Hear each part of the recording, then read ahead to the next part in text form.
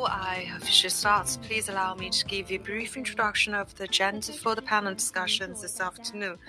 For the afternoon panel discussions, we will in total cover 3 topics. The first topic is the technical innovations and synergy of the PGM industry and how it will contribute to the sustainable development of supply chain. The second topic will be how PGM can contribute to the hydrogen economy development. And thirdly, we're going to talk about the cool role of PGM in the 21st century. Also prepare coffee and tea and some treats for you outside of the room. Feel free to take them should you need.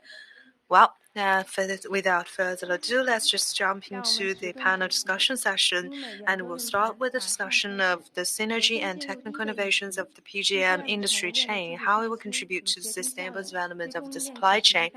The panel discussion will be chaired by my colleague Tony Chen from Angola, America.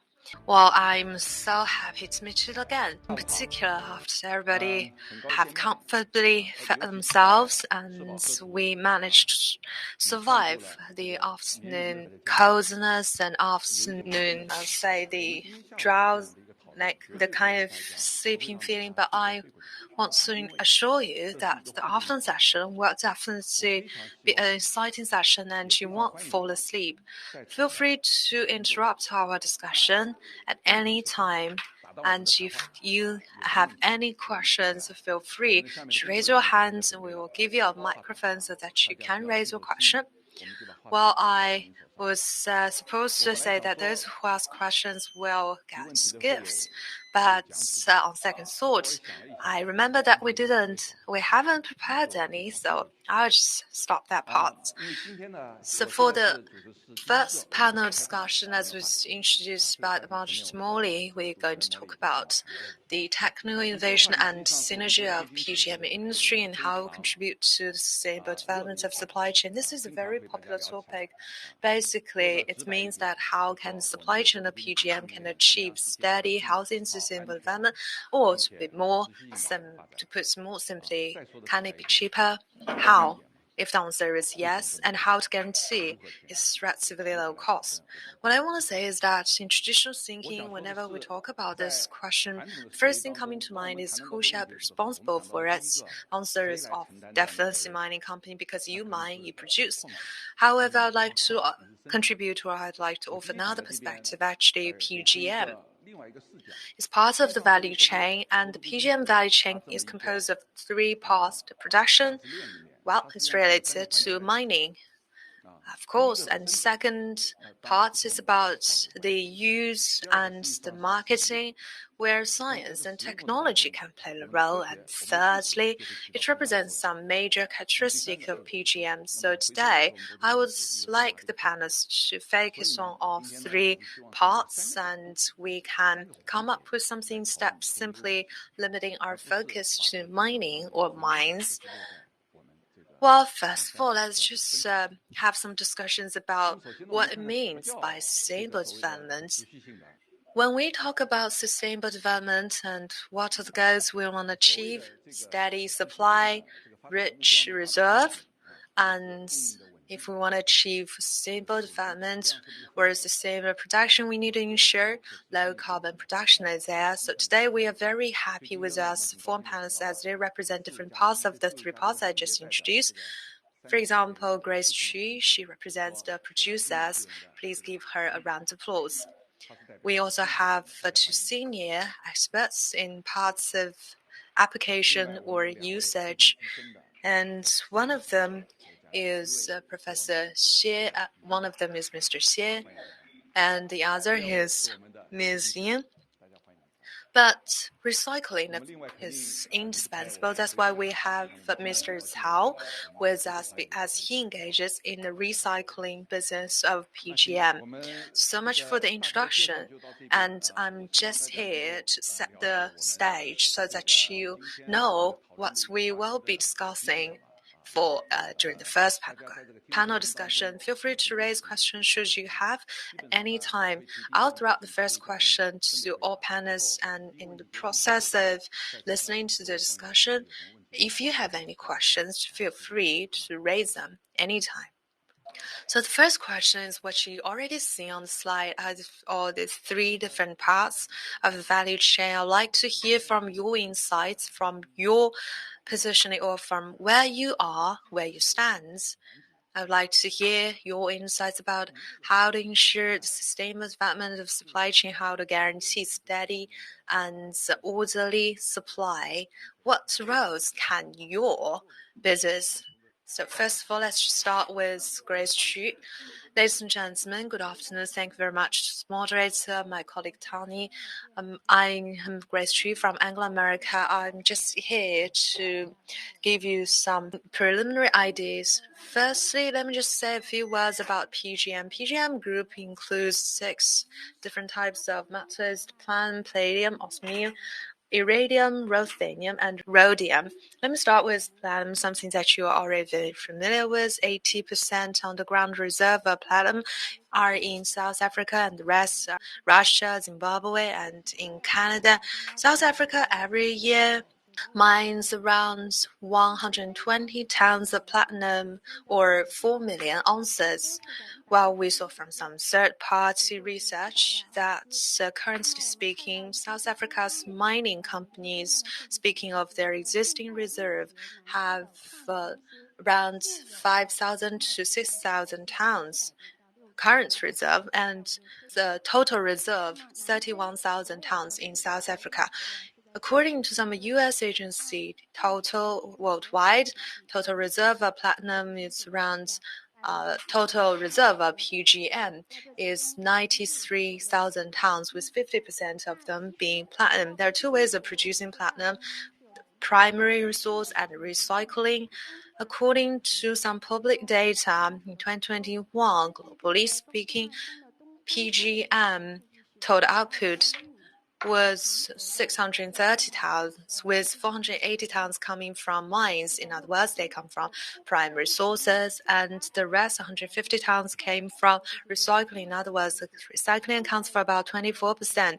If you attended the previous sessions in Jingzhou, and you may notice that yesterday the speaker from BASF said that for them recycling counts for about 30%. So I'm just giving you some data for reference, and I would like to hear more insightful analysis by Mr. Cao Huoju. Well, over the past couple of days, we talk a lot about hydrogen because people are very interested in the application of PGM in hydrogen production and fuel cells. However, such awareness is not universal, it's not extensive.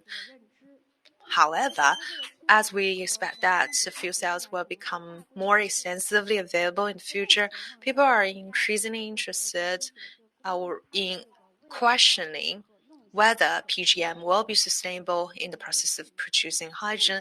I'm not going to answer this question myself. If you're interested, feel free to discuss amongst yourself. I just want to give you an example. Around the world, there are hundreds of millions of diesel and gasoline vehicles.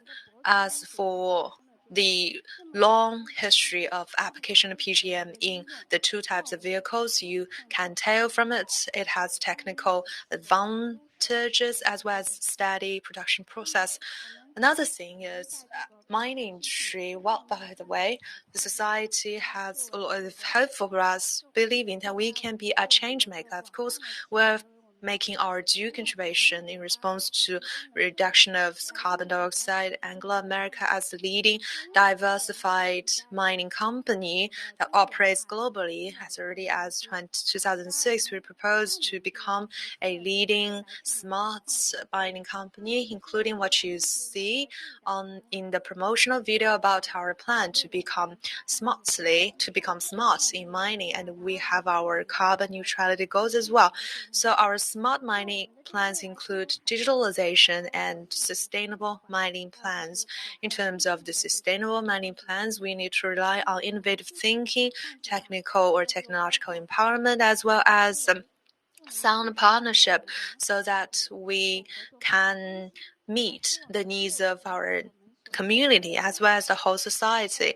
As a very important practice of the future smart mining plan, as you may have noticed yourself the past couple of days, that in May this year we launched zero-emission solutions, which is based on hydrogen. It's hydrogen-powered truck used for mining with total load of 290 tons, and this is the world's first hydrogen-powered heavy-duty trucks that's able to actually be used in mines, and the truck is used in our mine in South Africa. We also have hydrogen production, storage, and refueling facilities on site in the same mine, with the largest electrolyzer production line in South Africa also in the same site. We'd expect that by 2030 something, all the 40 diesel-powered heavy-duty trucks are going to be replaced by these hydrogen-powered vehicles. What does that mean? It means that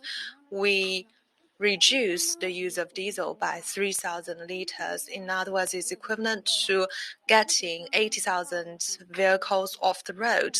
And I am confident that in the future, Anglo America, together with our partners, will make our due share to sustainable future.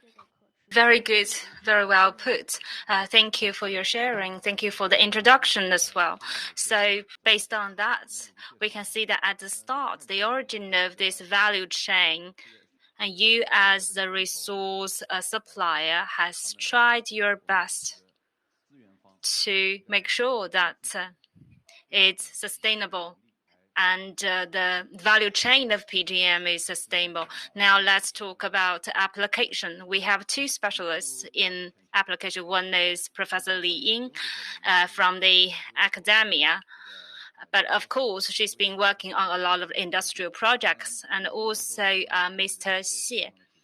Mr. Xie is a highly experienced specialist in this industry, be it application and other aspects of the industry as well. I think you must have a lot to share.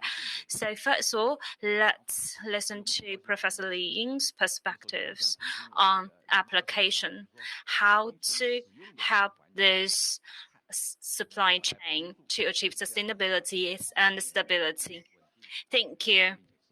I'm very delighted to be able to attend this event organized by Anglo American. I worked on catalysts in my postgraduate studies and also in my work.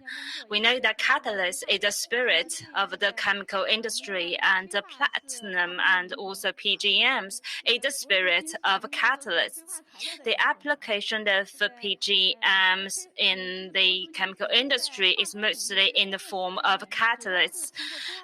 Like in the reports in this morning, they've mentioned the first PGM used in chemical industry is the one of the products is acid, and it used pure platinum mesh. And also one of the specialists mentioned that when we talk about the cost, something is very expensive, we can't just look at the number, we need to look at its value as well. So we have a saying that what do you prefer, to put your precious metal in your safety cabinet or put it in your electrolyzer and in your reactor? For us, we would like to choose the latter, to make something new, to use it as a catalyst. Actually, in our development of catalyst, what we worry the most, say we used platinum, or palladium, or iridium, they are very precious and they are very expensive. Then we have to think about the supply chain of these precious metals. For example, in the PVC industry, there is a kind of a catalyst. It's high demand. We know that the PVC is commonly used in our daily life. It's basically plastic. And the world capacity is 40 million tons every year. In China, it's half that. And for the catalyst, it's only 25,000 tons per year. So if it is 0.2% ratio as a catalyst, then we still need more than that. So the supply chain is all right for that. So when we are choosing the catalyst, we have to make sure that there is sufficient supply for this kind of catalyst. Another thing is that to look at the catalyst. Now, in this field, if we listen to the reports in the morning, for example, hydrogen-powered fuel cells, and also VOC treatment, and plastic degeneration and biochemical transformation, they all use catalysts. But does it mean that PGMs as a catalyst is the whole about it? Because in middle school, we've learned about catalyst. What is catalyst? They take a part in the chemical reaction. They can facilitate the process without consuming themselves. So we don't really consume catalysts. They stay there.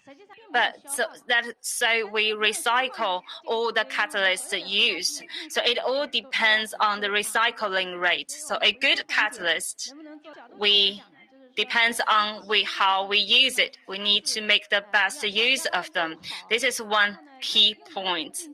Another perspective is that, for example, for the new energy vehicles, the cost mainly comes from the cobalt. So that is about alternative choices apart from PGMs. In the national guidelines, it mentions that probably we need to use less PGMs and to find alternatives to replace PGMs. But is it true? Can we really do that? I have an opinion to share on that, but I'm not sure if I'm correct.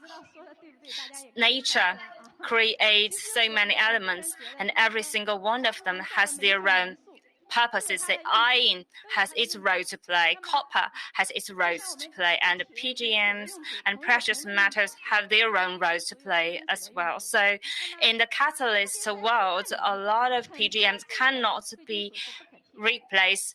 However, that there are so many papers talking about replacements, but no one has really found replacement for platinum yet. Then against such situations, how to reduce costs? Then we need better technology, need more supportive technology so that we can better use this kind of materials. In terms of application, we need to look at supply, production, and recycling. All the three parts need to be better connected. If we can manage 99% recycling, then we won't have to worry about supply in the production part. And if the supply chain is sustainable, then personally, I think that in the future, we don't really have to worry. There is a joke that we are all spoiled child. We tend to turn to the easy-to-use materials first. Yes, that's true. Well, mining. What is mining? Mining means to extract the easy-to-extract materials. Well, probably in the future, we will have better technology in mining and also in recycling, and also better technology to support the application of platinum to better uses. So everything depends on technological progress. For a market, for example, PGM market, it has a lot of potentials, and we can still find a lot of potential use for it. People are not really using it much these days because it's too expensive, but we will find better ways in the future. For example, in the future, new energy vehicles will be the dominant, while the gas and the diesel cars will be phased out. Then in these emerging areas, we will find new ways for the application of PGMs, for example, as catalysts, and also for biotransformation. This is a very dynamic balance. This is just my personal understanding of the market. Thank you for that. We said that in order to maintain the stability of the whole value chain, first of all, we need sufficient supply. And also in terms of application, we need technology-supported, high efficient application. For this, I think Bing will have a lot to share. And also he will have a lot of experience and the cases to share with us as well. So now let's have Mr. Xie Bing to talk about his own experience in terms of technology and application, how to use technology to enable efficient use of these metals. Thank you for the invitation. I'm greatly honored to be able to sit here with all the industry insiders to exchange our experience and also to learn from you. When we talk about PGMs, I've been in this industry for more than 3 decades, since the 1980s. I started in the recycling part in the 1980s and later on moved on to chemicals production. I've got a lot of things to share as I've been traveling on this journey for so many years. Today's topic focuses on sustainability. In China, day one, I listened to the reserve of PGM in China is quite small. So we do not have the resources at hand for us just to spend it as our wills. We need to improve our technology to use better equipment to improve the efficiency of use. After decades of observation, I think the PGM market in China is actually doing pretty good. Of course, that owes to the efforts of all industry players. For example, in the 1980s and 1990s, in the industry, the iridium and rhodium can dissolve in ADS water, but for the other 3 kinds, they can't. So you use chloride to dissolve it. Its characteristics is that it can only be done in small volumes. For a furnace with 10 chips, every time you do hundreds of grams, and that's already a lot. As for the yield or the conversion ratio, it's only 60 to 70%, below 80%. So it's highly polluting, consumes a lot of energy, and the yield is very low.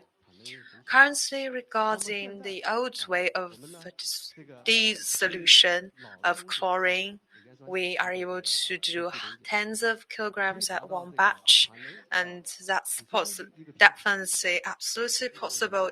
For smelting point, we need past hundreds of degrees Celsius for temperature, but now we only do the temperature at below 100, whereas on one hand it's energy efficient, on the other hand the yield is very high.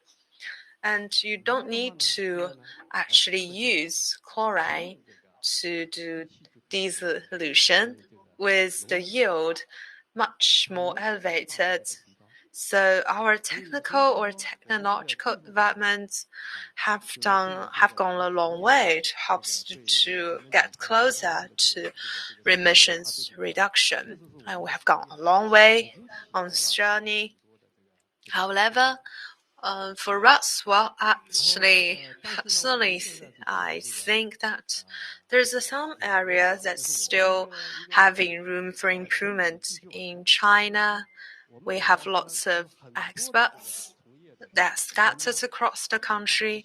However, speaking of their expertise, in particular, when it comes to the understanding of the industrial processes, some know more than others. Some can do it at the cost of the environment, which is something that we should not actually use it. In the future, we need to focus more on green technology, technological innovations, and environmental protection as we seek scaled up production so that the PGM industry can become healthier while it grows in China. Thank you very much, Mr. Xie Bing, as you are quite experienced with over 30 years of experience in the industry, with extensive resources in the industry. You have deep insights about the industry. So now let's talk about recycling. Mr. Cao is representing recycling today, so maybe you can talk about some recycling. Thank you very much. I do see lots of people in the PGM industry. However, there aren't actually many people working in my field. Instead, there are more users of PGM. So let me just give you a brief introduction of myself. My name is Huohua, as was mentioned by the moderator. I'm from the silver capital of China, the county of Yongxin. The reason I specifically point out the name Yongxin for you is because if you may not be familiar with the county of Yongxin, however, you know that the county has a long history of smelting. It started the smelting business as early as the end of the Ming Dynasty and beginning of Qing Dynasty. So it has had hundreds or if not 1,000 years of experience.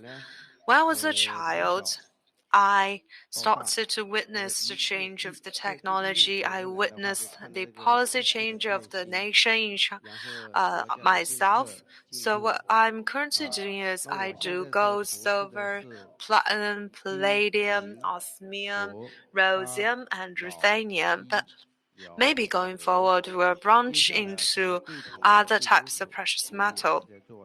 Why are we doing so many different types of products? Because I think if we only focus on one or two, then the road ahead will be tough. So I think I need to diversify, and I have set my eyes on hazardous waste. We have called about 200 already in my company. So maybe in 1 month we'll get approval for this code application. Well, this is done because we are fearful whether we will get enough resources going forward. After years of development, my personal opinion is that I'm really honored to have the chance to be part of the industry, and I am so glad to see the recycling ratio.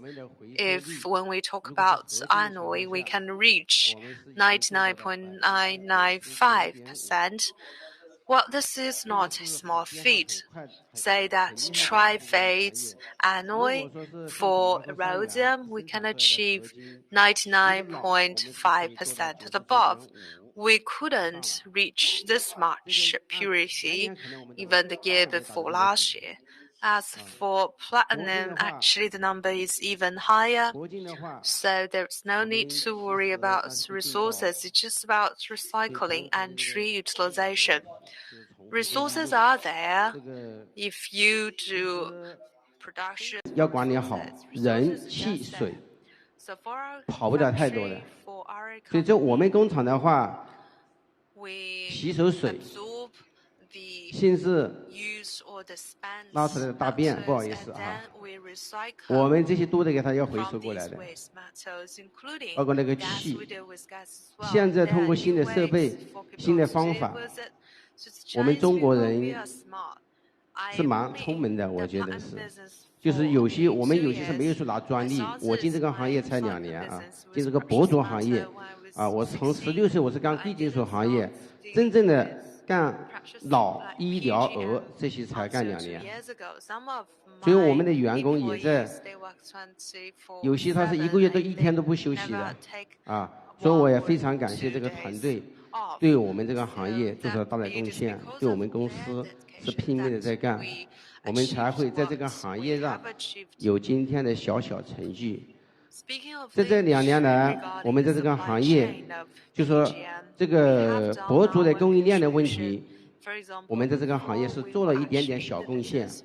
就比方说，在我们还没进入之前，想卖博主像脑医疗这些情况下，说实话，想卖不知道找谁卖，或者那个价钱低得要命。折扣打得太厉害了，不健康的，暴利肯定是不健康的，也不长久的，不可持续性的。除了技术的创新，我们的流通环节是一个很重要的环节。矿山的资源一定是有限的，那只有二次资源重复利用，所以技术包括它的流通性我们所做的事情，除了要准备足够的资金，有资质，要有场地，要有政府的支持，你还得懂管理，还有上下游的客户，还要有品牌，我认为是缺一不可。那我们百德金呢，我感觉基本上可能再还有一年时间，我会从未废到我们的原材料的产品全部给它打通。包括前天讲的那个期货，这期货还没有出来之前，我们自己作为中国来讲，现在外部环境不好，我们干这个行业，我觉得我们有点担当，所以我们得想办法。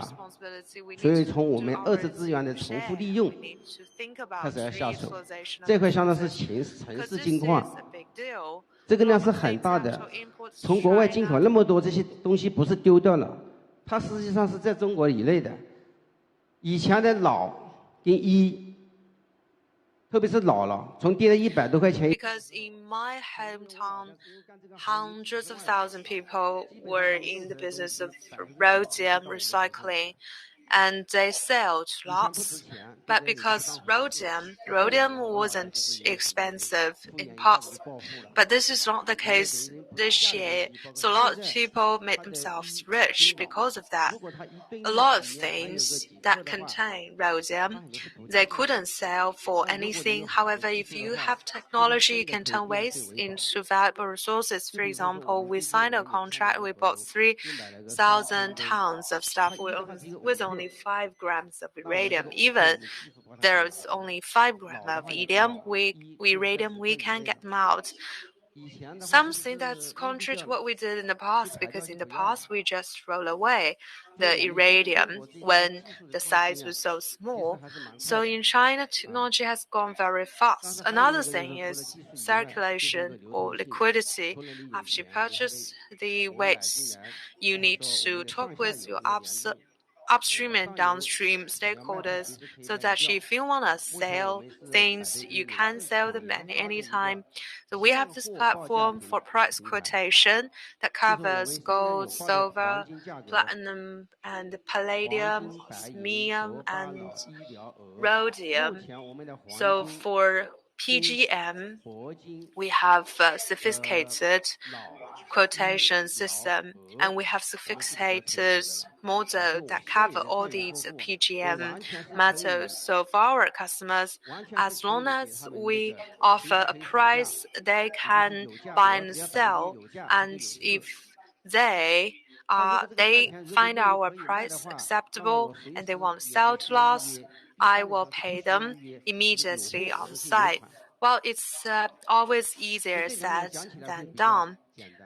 You need to have all these critical elements that I just mentioned, I introduced. Will you be able to do it? Of course, my company is still of small size, but maybe in 2, 3, or 5 years as time passes, because we have this planning, maybe in a couple of years we can do larger volume, larger quantity. For example, 1 ton, 2 tons. Currently, there are customers that dealing with us at tonnage scale, but in the future there will be more of such customers.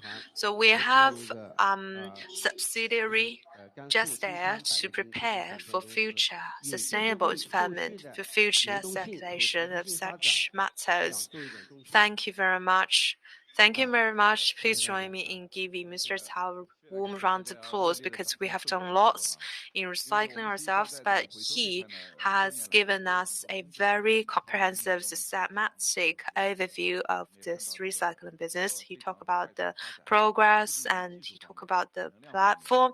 He talked about the scale change, and I was surprised that you talk about the 3,000 kilograms that contain only 5 grams of iridium. To me, that's new information. So your analysis and your sharing is really informative. Now I would like to give the chance to the audience to ask a question. Do you have any question?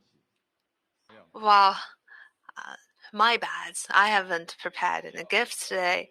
Well, if I were to prepare a gift, I will prepare something containing platinum. It's not special. It's not any honorary gift. It's extraordinary gift.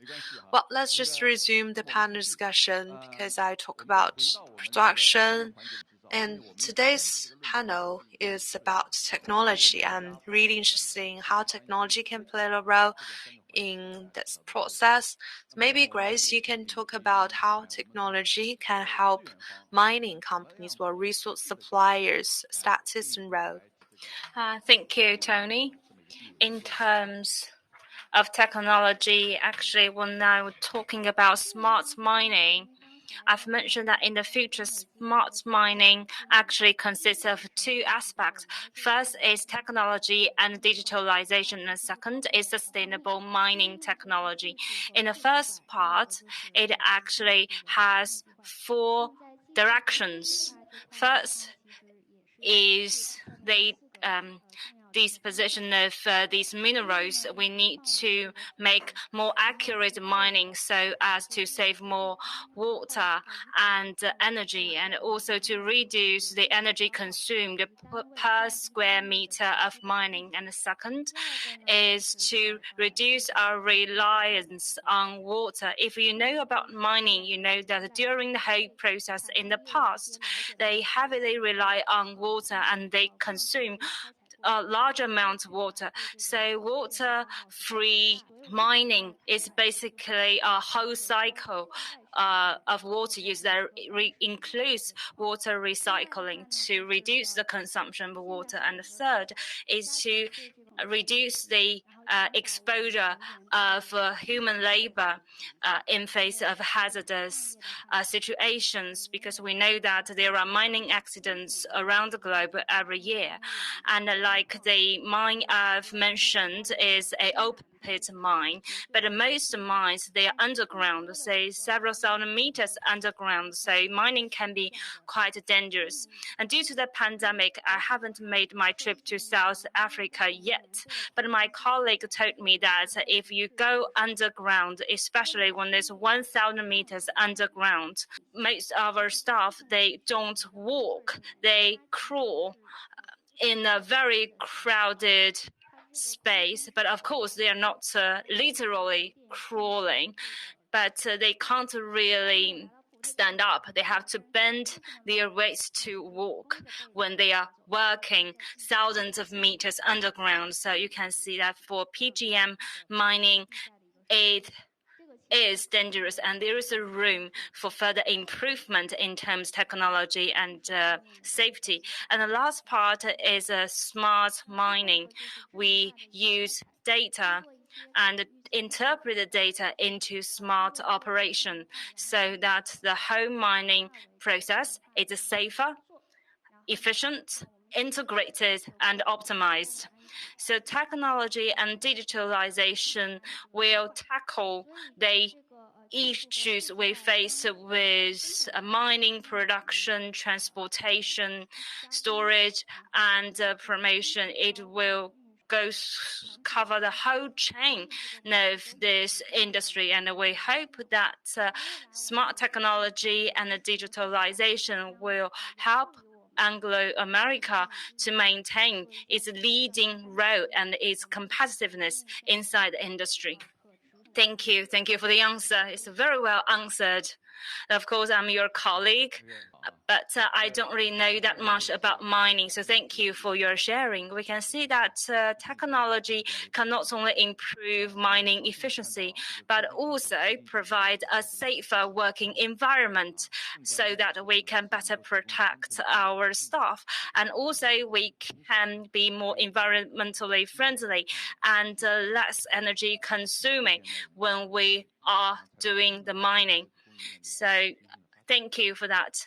And now I'd like to have Mr. Xie you've got so many years of experience in the industry. So can you share with us some of your personal experience of transformative technologies? What kind of technology have changed the direction for the PGM markets and for the application of PGM? Do you have any examples? This topic is a very large topic, but I will answer it by points, just several examples to demonstrate that technology's role in chemical production. When I was working in the recycling sector, my thought was that I think Professor Li would have an idea about that, but don't laugh at me. I feel that for the catalysts may be very good, say for the aluminum oxide and its surface stability, etc. This performance and also the choice of carbon is quite high requirements. But for PGMs, that for those things that for the catalyst we have high requirements, but for PGMs, as long as it's pure and it's the right kind for our catalyst. For example, it's hydrochloric acid or hydrochloric salt. As long as it is right, it's all right. But later on, I had a rare opportunity to come in contact with platinum nitrate. It features that it may dissolve easily into the water. So if you put it into water for several days, it will go through hydrolysis. The water will become rather blood. Then for platinum nitrate, if you thicken it for 1,000 times and leave it for 1 month, the water is still clear after 1 month. This is just the phenomena. Actually, it is because platinum nitrate can attach to aluminum oxide quite easily.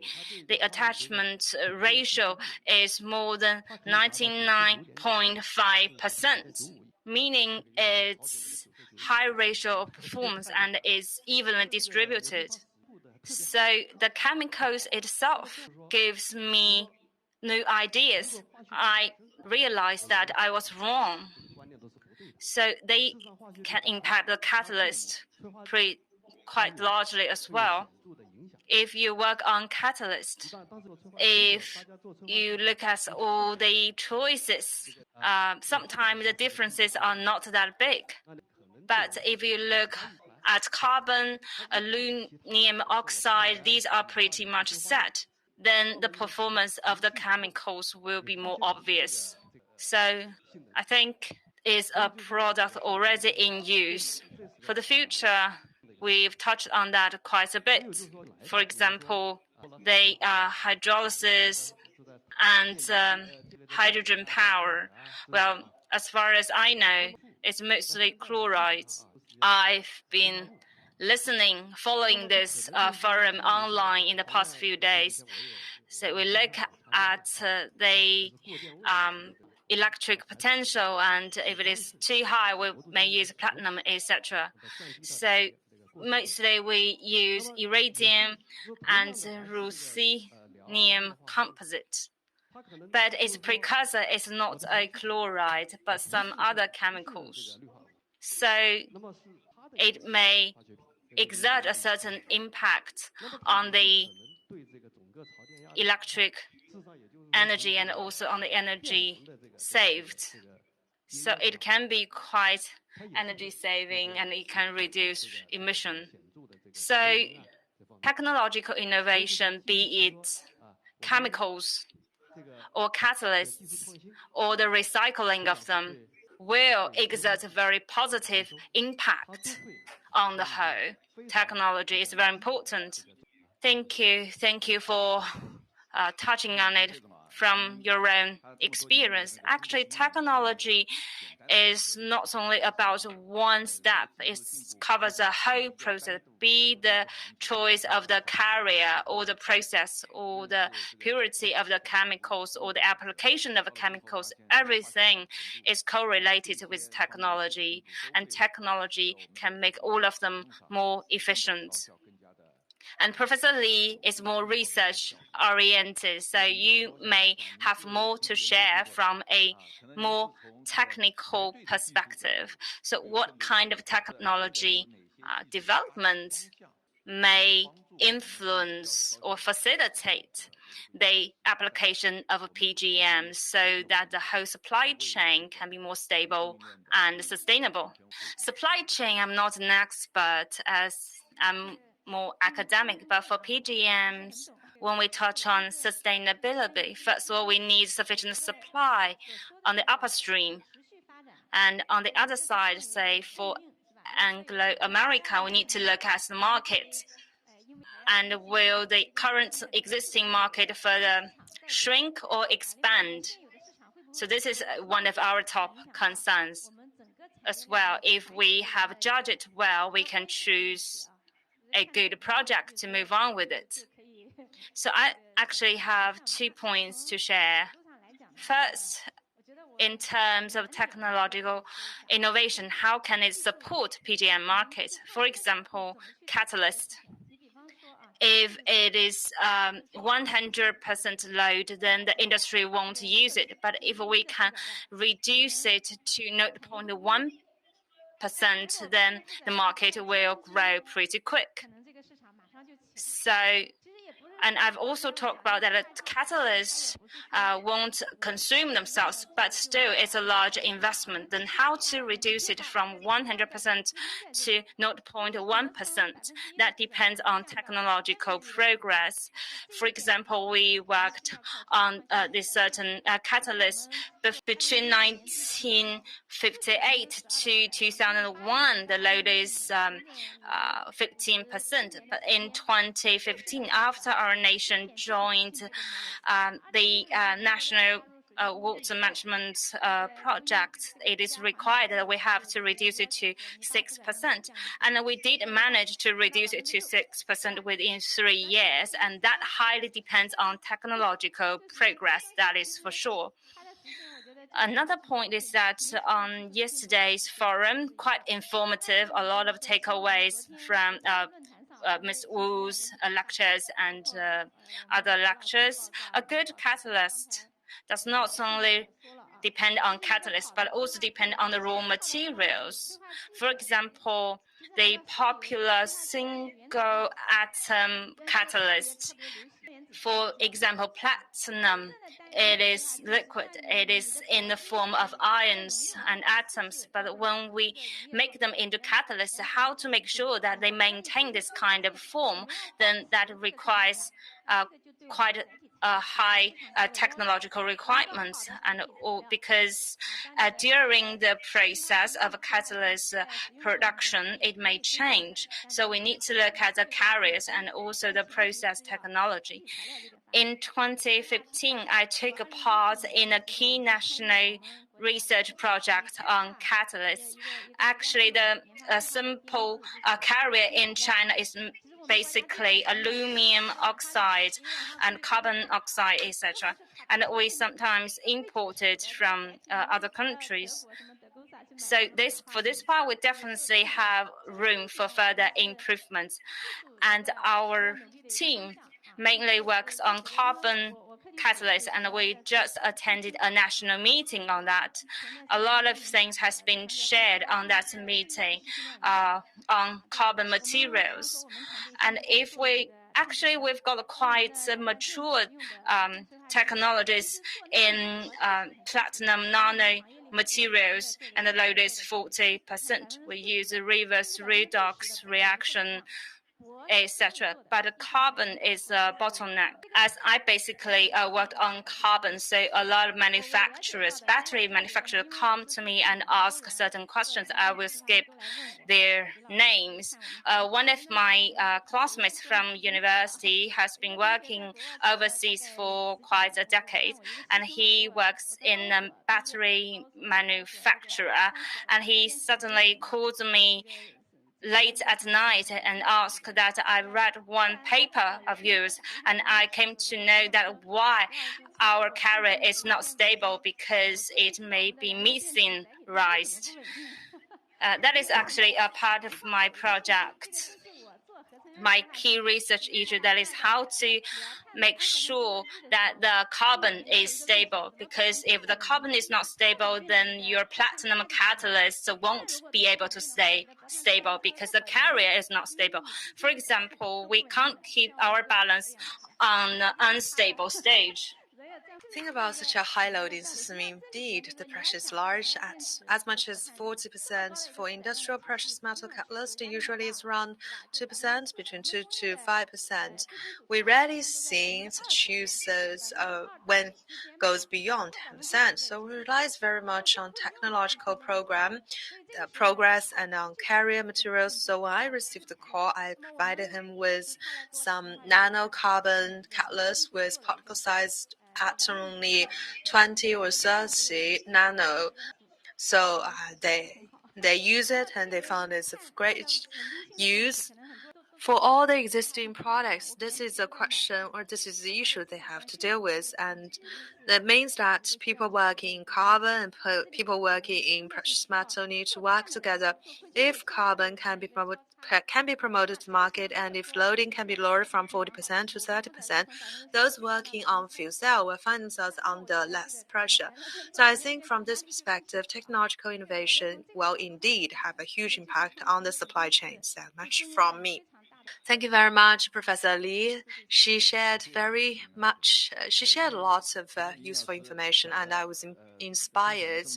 So usually we may focus too much on a single point, and when we talk about technology regarding PGM, mainly we talk about things directly related to PGM. However, Mr. Xie and Professor Li shared two new perspectives. In other words, this is a systematic project, not only centered around precious metal, but also there are accessory materials, including the carriers, as well as some industrial processes, of course. The precious metals themselves shall be involved. So this has really broadened our horizon. I would like to add one more thing. As early as a number of years ago, some company, when they did gold catalysts, all of the researchers, when they want to separate gold, they use algae regia in order to dissolve it, but they can't find themselves having any sources to purchase tons or tens of tons of algae regia.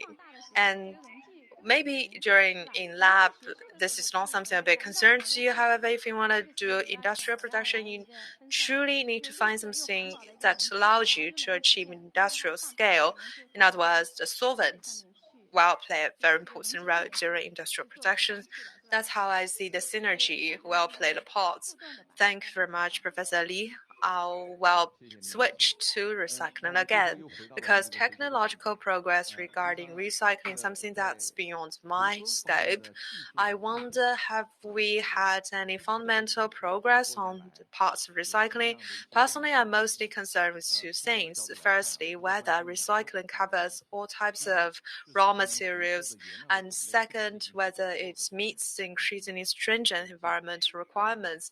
So these are the two concerns that of greatest interest to me. Mr. Cao, can you share with us your perspective? Well, sure. So I just heard from scholars and experts that we had lots of technical bottlenecks, and China is a big consumer of PGMs. There is demand.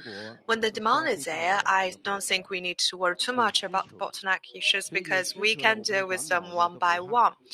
I have some personal feelings myself about the progress of technology when I started working in this business as early as 2019, because our products include gold and silver, but I'm not going to elaborate on that because technologies regarding both gold and silver is quite simple. It's also simple for patent, but it's rather difficult to separate radium, ruthenium, and rhodium. In particular, if you want to separate several grams of such PGM from 1 tons of raw materials, if you want to extract several grams of PGM, it's rather difficult. In particular, when you need to ensure the yield rate is also high, it's rather difficult. So I mentioned we have big product categories including platinum, gold, silver, palladium, and osmium.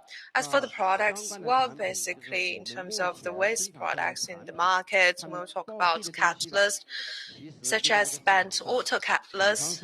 They work just like commodities. As you know yourself, that in the cars, in one of the components of car, there is need for radium, rhodium, and osmium, and in one component, only a very small amount of such PGM is used. But in China, secondary sources exist in great quantities. I didn't know about it until I was part of the industry, and much to my surprise when I got this message or when I got this information. And when you do recycle the spark plugs, when you do recycle spark plugs, you usually get tons of them. They come from spent or old vehicles, but in the past, such spark plugs they were disposed of. And if you get spark plugs from the very source, one plug is sold only at 1 or 2 RMB. Well, there are professional teams walking or going to various car dealer stores to do recycling of such spark plugs. When my business becomes more stable, I will branch out. I will expand my scope of business to the recycling of refrigerator and television, as they all contain precious metal. In the past, they were refined as scrap. But this is a pity because China or such resources are in short supply in China. In particular, take the example of rhodium. Its price goes up from 100 to the current 7,000, and such price changes greatly facilitated development of the industry. So I do think that the government can do something on this front. There are supportive policies regarding gold, and people also have awareness of the importance of gold, and they invest in gold as well. I do hope that people have a similar awareness regarding PGM. This is of strategic importance. I just want to make an analogy. The spark plugs example I gave you, in addition to that, such things exist in every part of the industrial production. Back in my hometown, there are hundreds of thousands of people. They're just like employees of my company. That's why I say that we have abundant supply of raw materials. That's why we have increased investment over the past several years, and going forward, I will keep ramping up investment.